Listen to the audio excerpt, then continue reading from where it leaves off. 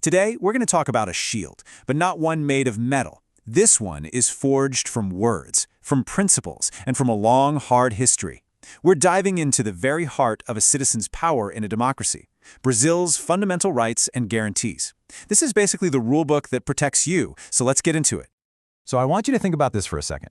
What is that invisible shield that really protects you from the abuse of power? I mean, this isn't just some abstract idea.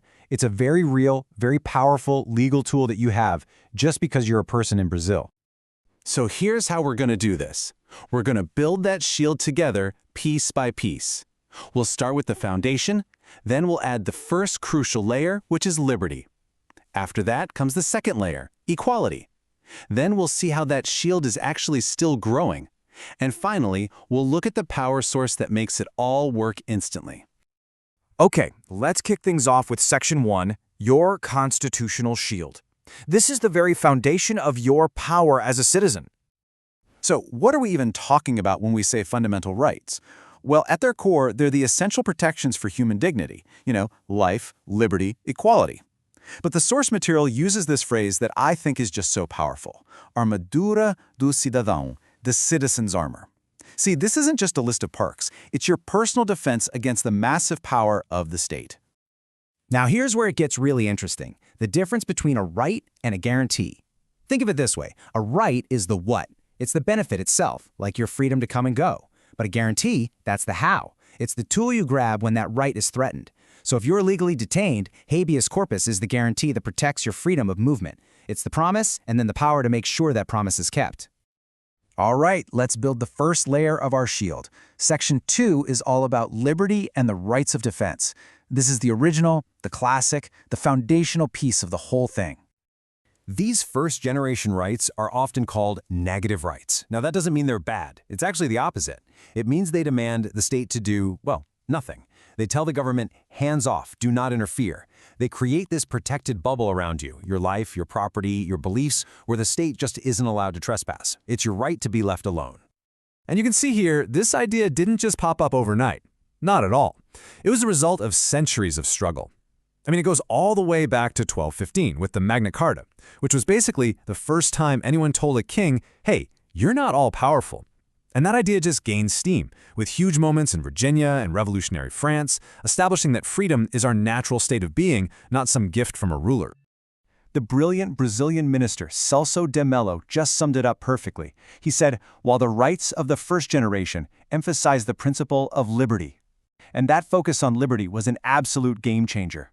But pretty soon, people started to realize that liberty, all on its own, wasn't quite enough.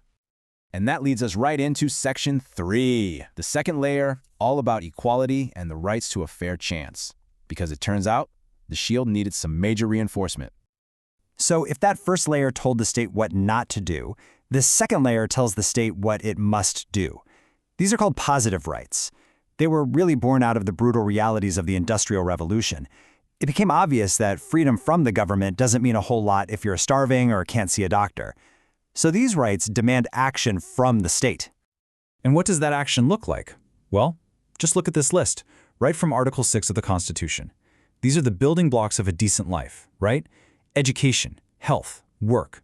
The whole idea is that liberty is kind of hollow without a real chance to actually succeed. These aren't just nice ideas. They are constitutional commands for the state to level the playing field. But of course, this creates this constant real-world tug-of-war. On one side, you have what's called the minimo existential, the existential minimum. This is the absolute core set of rights the courts say the state has to provide no matter what, just to ensure basic human dignity. But on the other side, the government often brings up the reserva do possível, the reserve of the possible, basically saying, hey, we can only do what our budget allows. And that debate right there is at the absolute heart of making these social rights a reality. And that whole tension between what's promised and what's possible just goes to show you that these ideas are always evolving.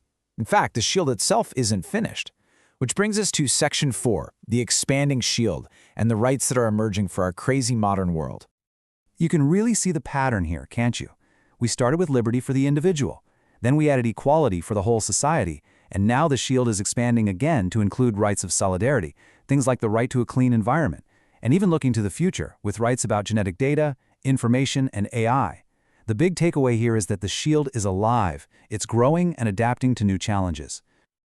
Okay, so a shield with all these cool layers is pretty impressive. But how do you actually turn it on? How do you use it? That's what we're going to cover on our final section, Making Rights Real. This is the shield's power source. So we have this incredible shield, right? It's got all these powerful rights written on it. But are they just words on a page? A promise for someday in the future? Or can you actually use them right now without waiting around for politicians to pass some other law?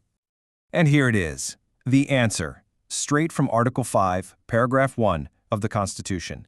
As normas definidoras dos direitos e garantias fundamentais têm aplicação imediata. In English, the norms defining fundamental rights and guarantees have immediate application. I mean, wow. That one sentence is arguably one of the most powerful lines in the entire Constitution. So what does immediate application really mean? It's a direct command. It means these rights aren't just vague goals for the future, they are tools you can enforce today. It tells judges and public officials they have to apply these rights right now without sitting around and waiting for new laws. This is the critical failsafe that stops your rights from becoming nothing more than empty promises. And this brings us right back to our shield.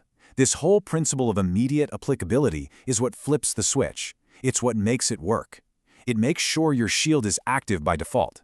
It is always on, always ready to protect you.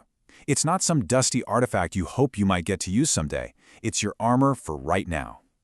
So, you are armed with this powerful, evolving, and instantly active shield, a legacy of centuries of struggle for dignity. Which brings us to one last question to think about. Our world keeps changing faster and faster. So what part of that shield needs to be strengthened? What fundamental right do you think needs the most protection today?